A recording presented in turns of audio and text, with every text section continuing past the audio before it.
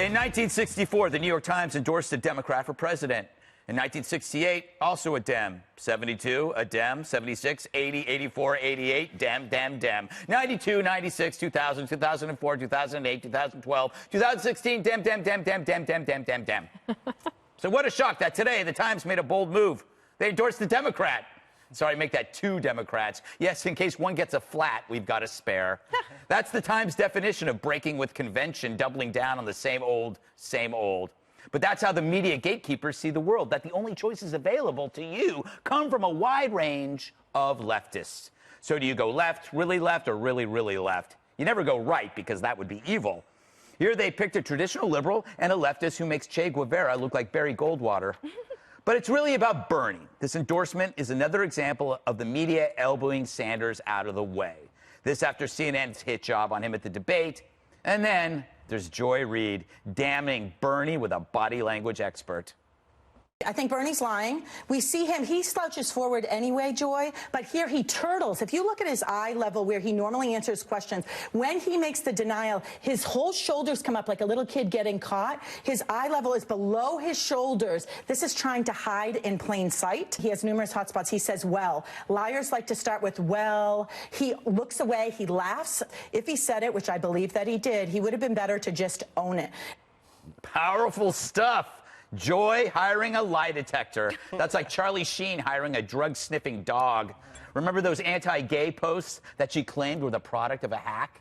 It's clear what the establishment media is doing, deciding who they want and don't want, then making sure everyone falls in line. They look at the country, and instead of seeing a strong, prosperous economy, they see themselves out of power. And they want their power back, even if it means killing that prosperity. The good news is, now you see the media's distaste for you right out there in the open. But please don't return the favor and call them a hack. That would be mean.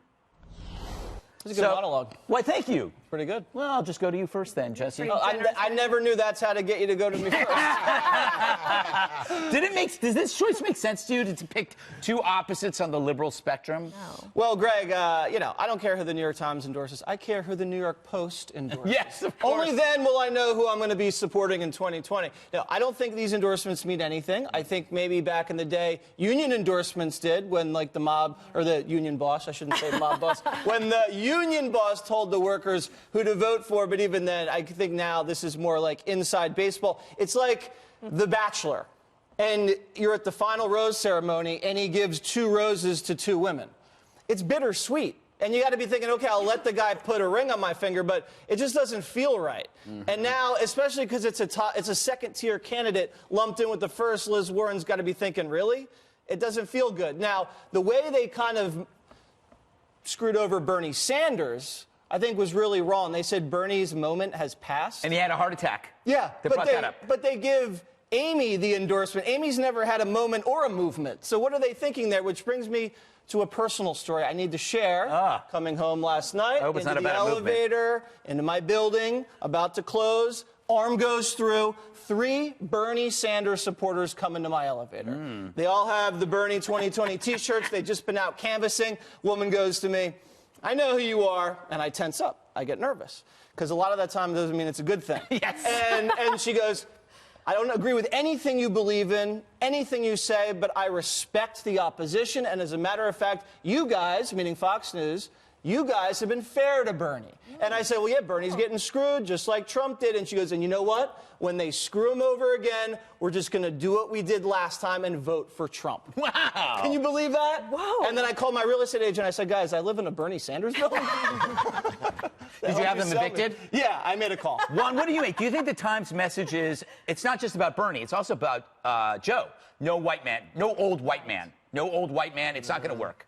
No, I thought it was a silly thing to do, just basically because everybody gets 1 vote, right? Yeah. It's not like you can go in the voting and say, oh, yeah, I want 2 candidates. It's like ranked choice You voting. just get 1 candidate, so they should have picked 1 candidate. I would agree that I don't think newspaper endorsements mean as much as they used to, but they do have some meaning. I think local papers still have, if you know, Des Moines, Iowa, for example, I think the Register is going to have more impact on the caucuses than this.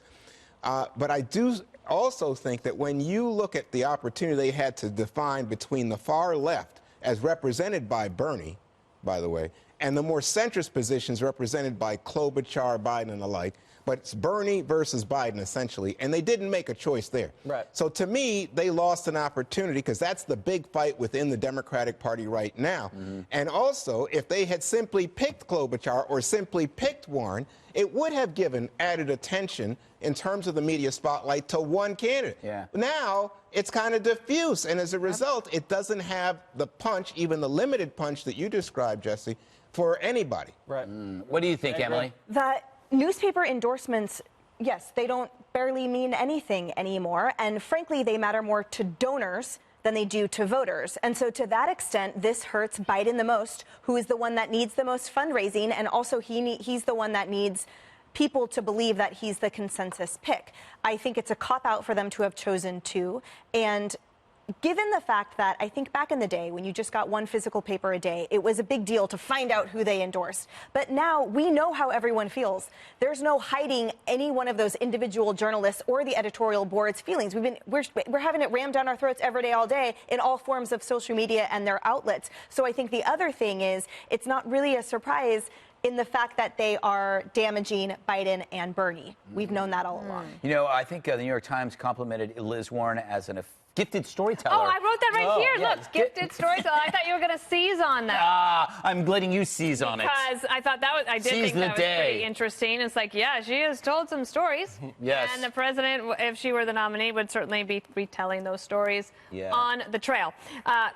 It's like Time Magazine when for their Person of the Year, remember they did like the protester? Yes. And then it renders it totally meaningless. I also noted one other thing that I thought was a good compliment for President Trump in this editorial. That he should, and he will run on this, which is they said that Warren had a hard time answering how she would be able to get any of this stuff done when it went up against a conservative judiciary because it was unconstitutional. So I think that he has obviously had a huge impact that the New York Times editorial page is actually asking about those things. I also think it was about nominating the two women. I think if Kamala Harris were still in the race, they would have chosen three. Yeah, I truly believe that.